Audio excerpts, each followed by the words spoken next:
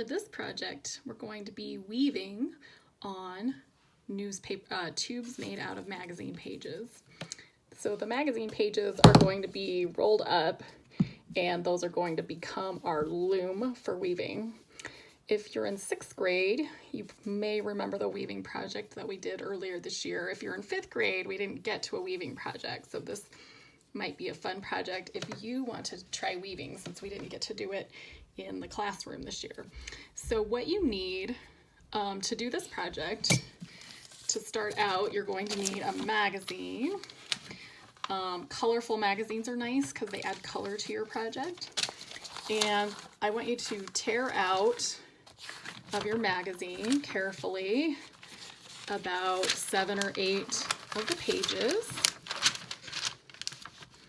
And you want to kind of make sure you don't tear these so that you have a big messy tear. You want these to be kind of nice and straight. And you're going to roll these up into tubes. I have a couple tubes here that I was working on. You're going to need about 7 or 8 tubes, or a few more or a few less if you want. You'll also need a glue stick, and I like to use a little bit of clear tape if you have it. Okay, if all you have is the tape, that will work. If all you have is the glue stick, that will work. So you'll just have to be a little more patient if you only have a glue stick. So with your magazine page, I want you to set it out so it's up and down like this. You want this kind of long part facing up like this, and then you're going to fold the corners on opposite edges, so diagonal edges. We're going to fold the corners. This makes it a little easier to roll your tubes. Just having like a little bit of a flat or line, like a longer line right here, makes it easier than trying to roll from the corner. Okay, on one corner, I want you to load that up with a glue. This just makes it a little easier, so when you get to the end of your rolling, you don't have to stop and try to put glue on. Lots of glue on that corner. Now I'm gonna go back over to my other corner, and I'm gonna just kind of make a very small kind of fold here. The smaller the better. You want these tubes to be small, not big, chunky, thick tubes. Those are hard to weave with. And then start rolling. Okay, I'm gonna kind of move my hand over so I can get a hold of both ends of that little roll that I'm making. And just keep going until you get up to your corner that has glue on it.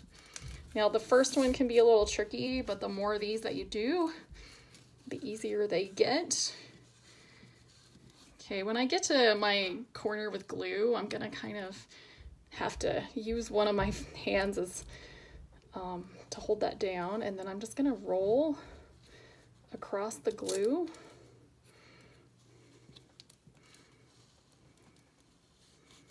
And I'm gonna just kind of roll it a little bit there to make sure it gets stuck, and stop.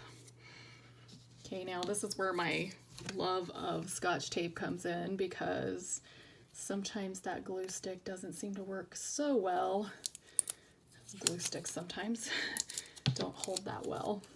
And just put a little piece of tape on there, nice and tight, and you've got a nice tube. So you can see my first tube was a little bit chunkier, a little wider, and the third one, well, here's my second one, getting a little better, and then my third one looks really good. It's nice and skinny.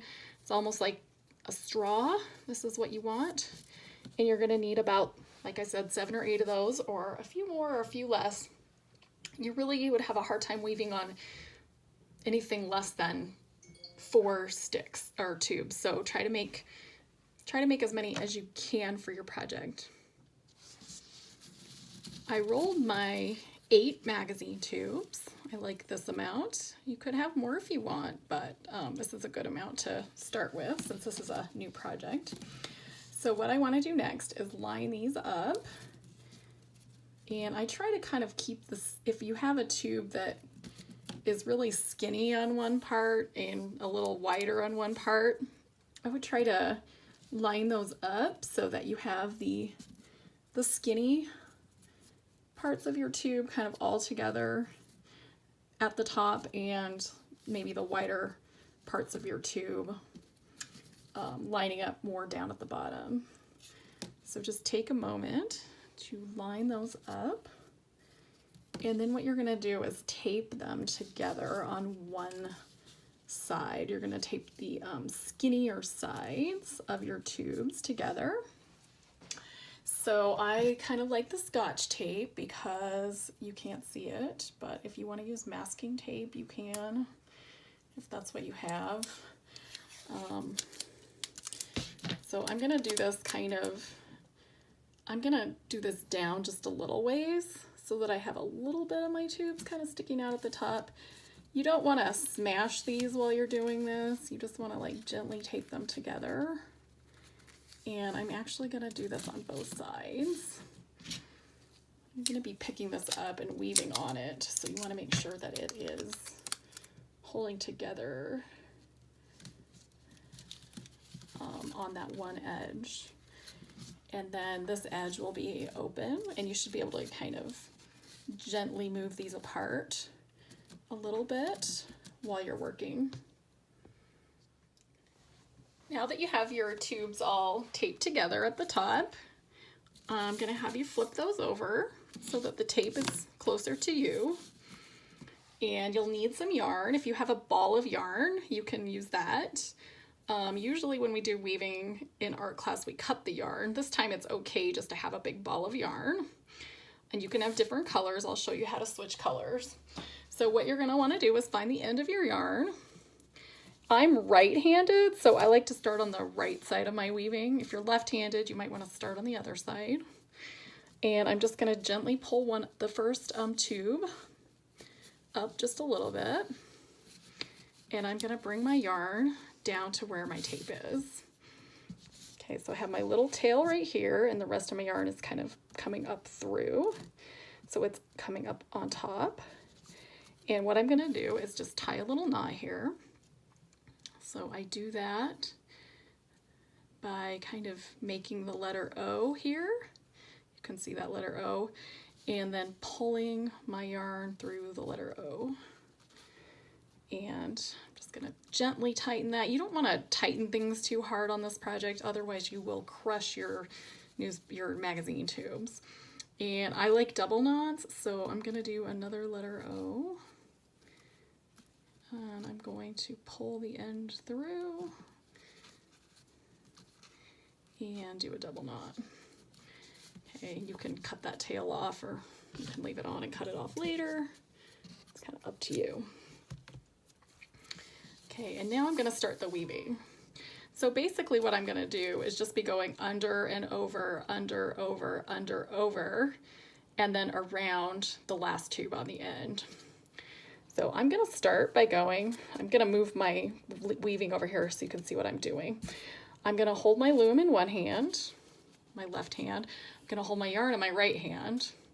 And then with my first tube, I'm going to go over the first one, under, over, under, over, under, over, and under. This is a bit like flossing your teeth. Just kind of going over and under. Now, the first few rows of weaving are always the trickiest. So you're just going to kind of very gently loosen these up. Pull that yarn all the way down to the tape. Now, one trick that I've learned is if you turn this on the edge, you can kind of push that yarn down a lot easier.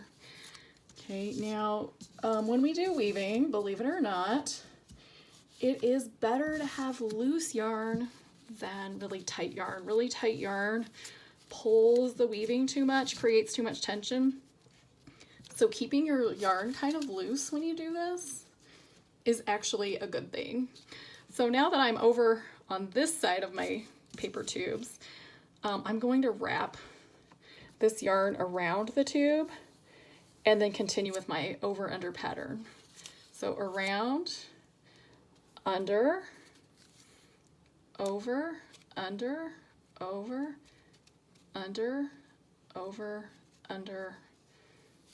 Okay, then I'm gonna turn this on the end, push down my yarn. Remember to keep it loose. You don't want big loose loops on the end, so you can pull that a little bit tighter. But remember in general to keep your yarn nice and loose. You do not have to pull it tight. It is okay for the yarn to be loose. So I can check to see that I'm doing this properly if my yarn is alternating on my tubes. If my yarn keeps going around the same tube over and over and it's kind of building up on one tube, that means I'm doing something that I need to change. So I'm looking at my yarn. It looks like I've got yarn here. It's kind of alternating tubes, so I'm headed in the right direction. Again, I'm at the end on this side, so I'm gonna wrap the yarn around and then continue my pattern under, over, under. And it's okay if you make a mistake and you need to go back and just undo your yarn. It's better to do that right away, so keep checking yourself. Don't go too far without self-checking to make sure you've got your pattern correct. The longer you go with the incorrect pattern, the harder it is to fix. So I suggest checking yourself every couple of rows to make sure that you don't see the yarn building up on the same tubes over and over.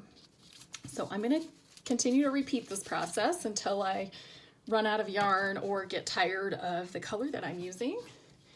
And then I'll show you how to switch colors.